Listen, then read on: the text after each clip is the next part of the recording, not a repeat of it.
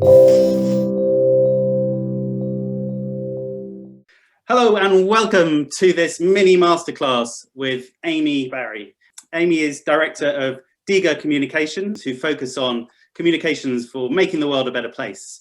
Previously, Amy was Communications Director at Global Witness, and she's also worked for 2 national newspapers. So who better to ask? How do we use the media to drive change? We always start with the same 3 questions, basically, whenever we're working with a client who wants to get some media coverage. And the first one is, who are you trying to reach? And the second one is, what do you want them to do? And the third one is, why are you actually communicating about this? And then once we've answered those questions, we start talking about the how. How do you frame your message? What is the content that you need in order to cut through and reach those target audiences and convince them to do what you want them to do? And then the final piece of advice, I guess, I would give on how to use the media to drive change is thinking about the media that you're targeting. So making sure that once you've compiled the content that you need, framed your message in the right way, you're then pitching it to those media outlets, whether it's TV or radio or print, in a way that appeals to them, that appeals to their audiences, and that's kind of grounded in an understanding of their editorial position. Fantastic. So let's start with the who, what and the why. Tell us a bit more about that. The way we work at DIGA is that we basically only do media work when it's a tool to support advocacy and campaigning and ultimately to drive change. What we learned quite early on is that conversation about strategy, that conversation about purpose and really interrogating the purpose of a piece of media work was as, if not more valuable than the media outreach that we could then do, or the press release writing, or whatever it was. And ultimately, unless you've rooted yourself with those strategic questions, you don't have the tools in order to make those decisions about where to pitch it or how to frame it or when, frankly.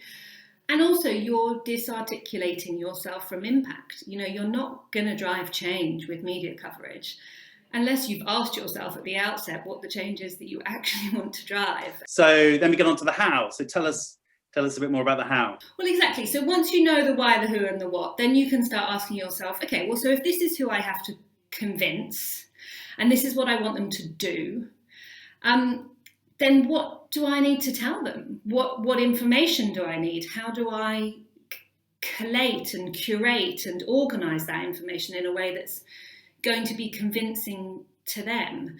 And that's where you need to think about where your audience is at, not where you're at, not what you believe, not what you think is important, but what you understand about their perspectives on all of those things, what you understand to be their priorities, who you understand them to be influenced by or answerable to in the case of politicians or brands who have consumers.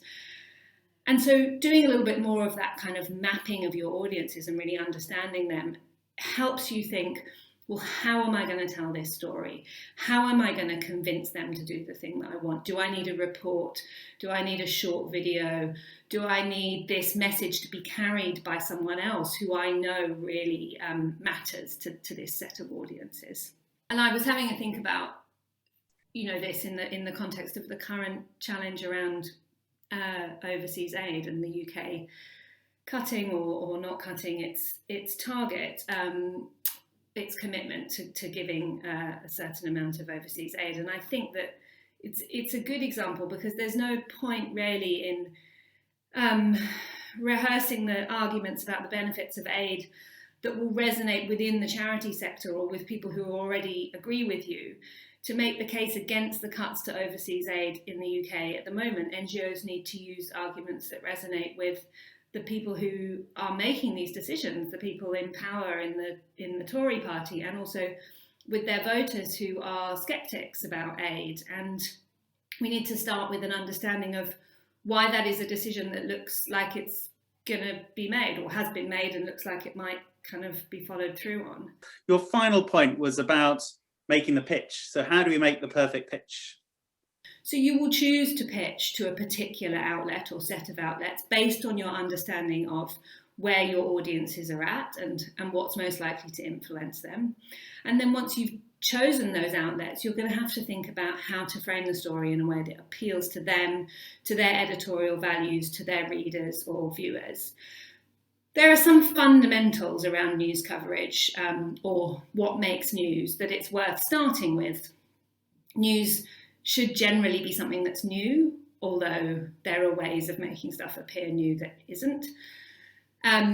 It's helpful if it's got a killer stat. It's helpful if it's got kind of case studies or human examples. It's absolutely critical that it's relevant to the audience that's reading it. And some of these news values will be shared across all the different outlets that you're pitching to. But at some outlets, certain values will be prioritised above others, and that will depend on their readership and the editorial policies that they have. I once had a conversation with an editor at the Times who said to me, you have to think about the typical Times reader in his red socks on the commuter train from Sevenoaks, and he doesn't care about whatever it was that I was trying to convince this person to cover.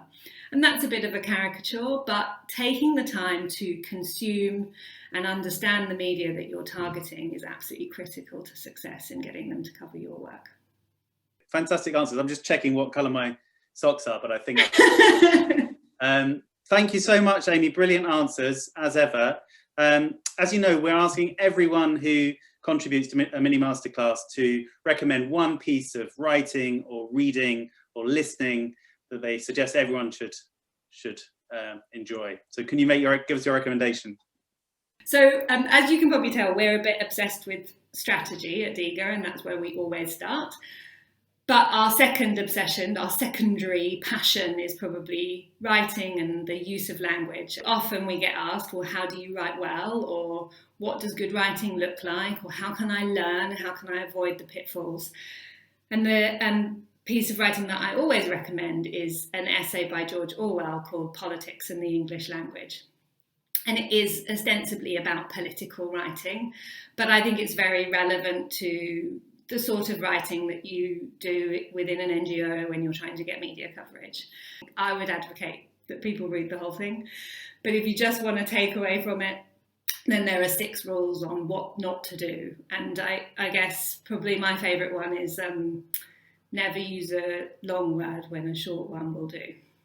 A real classic. Thank you very much for that. And thanks again, Amy Barry from DIGA Communications, for your brilliant answers. And thank you everyone for watching. If you've enjoyed watching this video, please do share it on social media. And of course, if you have any questions, just send them in. Thank you very much.